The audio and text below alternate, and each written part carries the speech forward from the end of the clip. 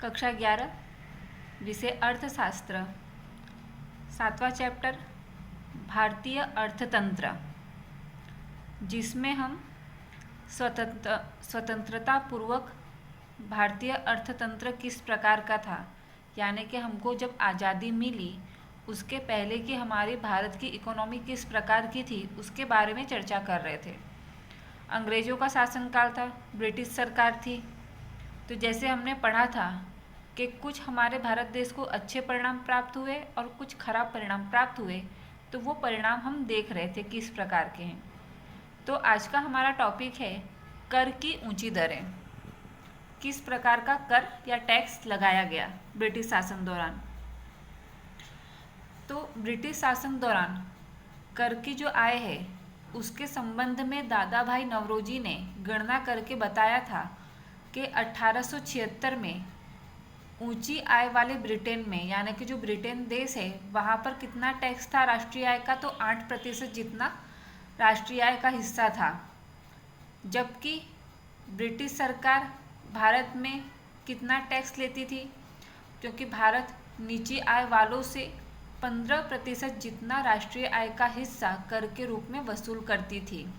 यानी कि ब्रिटेन तो एक अमीर देश था, उसके बावजूद वहाँ पर टैक्स कम था। वहाँ के लोग अमीर थे, उसके बावजूद वहाँ पर टैक्स कम था। और जबकि हमारे भारत देश में लोगों की आय कम थी, उसके बावजूद ब्रिटेन से डबल टैक्स हमारे देश पर लगाया गया। जैसे उदाहरण दिया है कि नमक पर कर लगाया गया था, जबकि नमक हमारे देश में आसानी से उत्पन्न होता है, समुद्री रण प्रदेश होते हैं, वहाँ पर आसानी से हमें प्राप्त हो जाता है। लेकिन उसके बावजूद ब्रिटिश सरकार क्या करती थी, इंग्लैंड से जहाज़ों के द्वारा नमक भारत लाती थी और भारत में ला करके बेचती थी। और ये जो भारत में नमक उत्पन्न होता था, प्राप्त होता था, उस पर बहुत ज़्यादा ऊंची दर पर टैक्स या कर लगाती थी। तो जिससे क्या होता था, भारत में जो नमक उत्पन्न होता है, प्राप्त होता है, वो महंगा होता था, तो इसलिए उसका विक्रय नहीं होता था। और जो इंग्लैंड से नमक आता था उसका विक्रय यहाँ पर किया जाता था। तो इस प्रकार इंग्लैंड को, ब्रिटिश सरकार को फ़ायदा होता था। इसलिए गांधी जी ने दांडी कूच करके नमक का सत्याग्रह किया था कि जो नमक पर टैक्स लगाया जाता है, क्योंकि वो तो बहुत आसानी से प्राप्त होता है, बहुत ही कम प्रक्रिया करनी पड़ती है उसे इस्तेमाल करने योग्य बनाने के लिए, तो उस पर टैक्स न लगाया जाए, इसके लिए गांधी जी ने दांडी कूच यात्रा किया था। उसके बाद पॉइंट आता है चुंगी की विविध दरें। चुंगी यानी जकात। जकात क्या होता है, तो जो आयात और निर्यात होती हैं वस्तुएं, यानी कि जो हम भारत से वस्तुएं बाहर भेजते हैं और बाहर विदेशों से वस्तुएं हम भारत में मंगवाते हैं, उस पर जो टैक्स लगता है, उस पर जो कर लगता है, उसे चुंगी कहते हैं। तो ईस्ट इंडिया कंपनी ने, मुगल बादशाह थे तब, उनका साम्राज्य था, तो ईस्ट इंडिया कंपनी ने क्या किया था, उसने 1716 में जकात में से मुक्ति प्राप्त करने की मंजूरी मुगल बादशाह के पास से प्राप्त कर ली थी कि ईस्ट इंडिया कंपनी वो भारत में आकर के वस्तुएं बेचेगी, आयात करेगी वहाँ से, उस पर कम जकात लगे, इसकी उसने मंजूरी प्राप्त कर ली थी। और इसके विपरीत क्या था, भारतीय व्यापारियों को बहुत अधिक मात्रा में चुंगी भरनी पड़ती थी। उदाहरण के रूप में दिया है कि भारत के जो सूती कपड़े थे, जब उसका निर्यात दूसरे देशों में किया जाता था तो उस पर कितना टैक्स लगता था, चुंगी कितनी लगती थी, 15%। और उसके विपरीत ब्रिटेन से आने वाले कपड़े पर कितना चुंगी लगती थी, 2.5%। तो हम ये अंतर देख सकते हैं कि किस प्रकार का, कितना बड़ा मार्जिन में ये अंतर हमको दिखाई देता है, किस तरह से भारत के व्यापारियों का शोषण किया गया। तो इसलिए ये भेदभाव युक्त जो कर नीति अपनाई गई थी ब्रिटिश सरकार के द्वारा, मुगल साम्राज्य के द्वारा, उसके कारण जो सूती कपड़े के उद्योग थे जिसमें भारत का प्रथम नंबर था, तो वो उद्योग बर्बाद हो गए।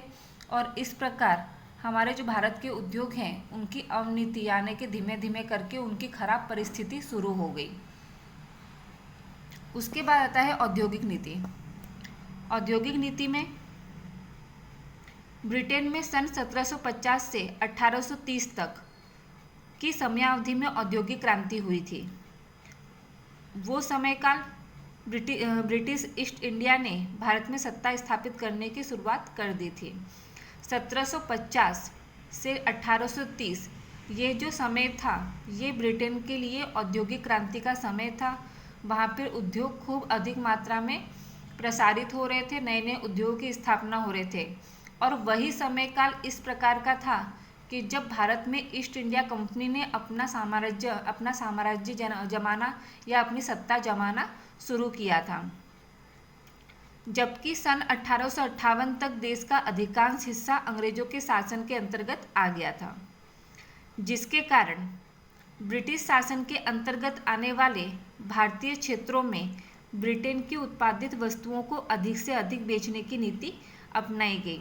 यानी कि भारत के जो हिस्से ब्रिटिश शासन के अंतर्गत आते थे वहाँ पर ब्रिटेन से आई हुई वस्तुओं को अधिक से अधिक विक्रय किया जाता था, जिससे जो भारतीय उद्योग थे उनका धीमे धीमे करके उत्साह कम हो गया। हमने आगे प्राचीन भारत में देखा था कि हमारे व्यापारी जो थे वो बहुत साहसी थे, बहुत उत्साही थे। तो जब इस प्रकार की नीति अपनाई गई ब्रिटिश सरकार के द्वारा, तो हमारे जो व्यापारी वर्ग थे, उद्योग थे, धीमे धीमे करके उनका उत्साह कम होता गया, वो आगे बढ़ने की बजाय पीछे वो चले गए।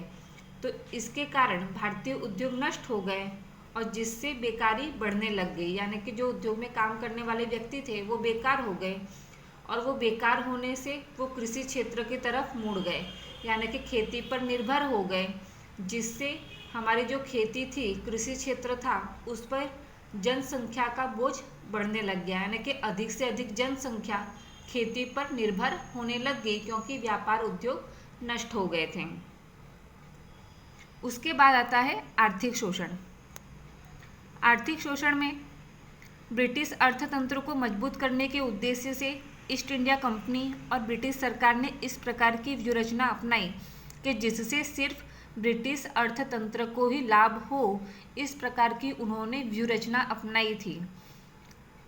उन्होंने ऐसी विशेष व्यापार नीति अपनाई जिसके द्वारा भारतीय साधनों का अधिकतम उपयोग करके ब्रिटेन के उद्योगों का विकास हो।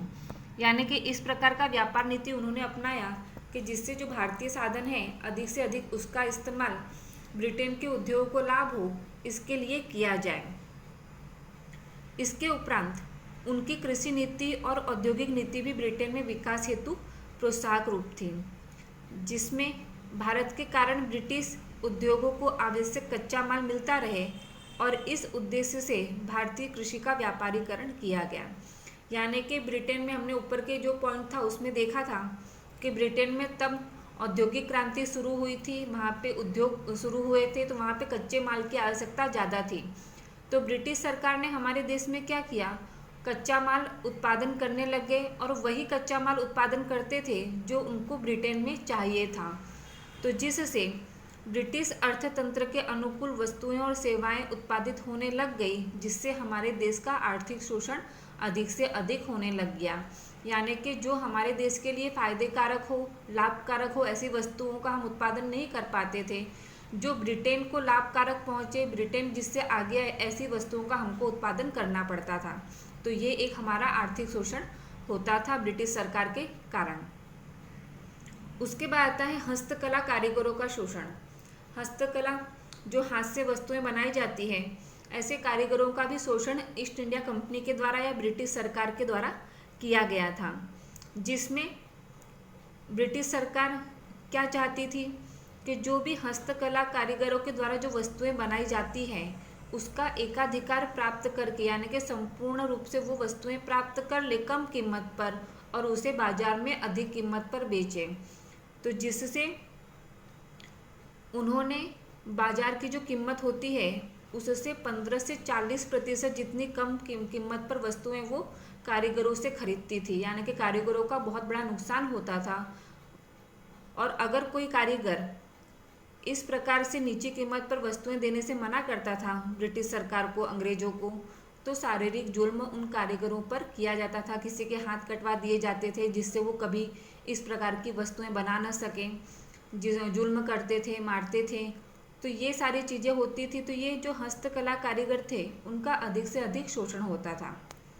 उसके बाद आता है पूंजी निवेश का प्रवाह इसे हम अगले वीडियो में समझेंगे।